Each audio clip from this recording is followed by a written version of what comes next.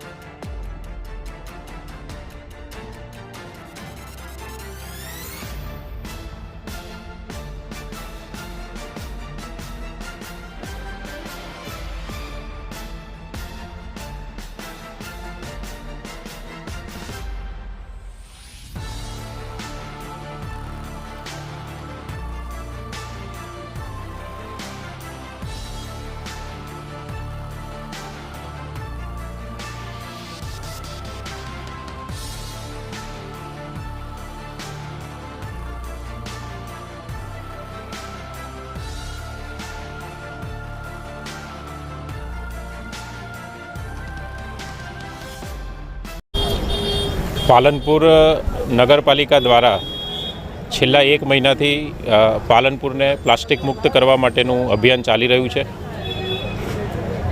પાછલા 1 મહિનામાં અંદાજિત 200 કિલો કરતાં વધારે પ્લાસ્ટિક જપ્ત કરવામાં આવ્યું છે।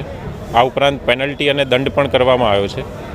વિવિધ ધાર્મિક સંસ્થાઓ, સ્કૂલો, અગ્રણીઓ, સામાજિક સંસ્થાઓ સાથે સતત આ અંગે જાગૃતિ ફેલાય તે માટેના સંવાદનું આયોજન પાલનપુર નગરપાલિકા દ્વારા કરવામાં આવ્યું છે।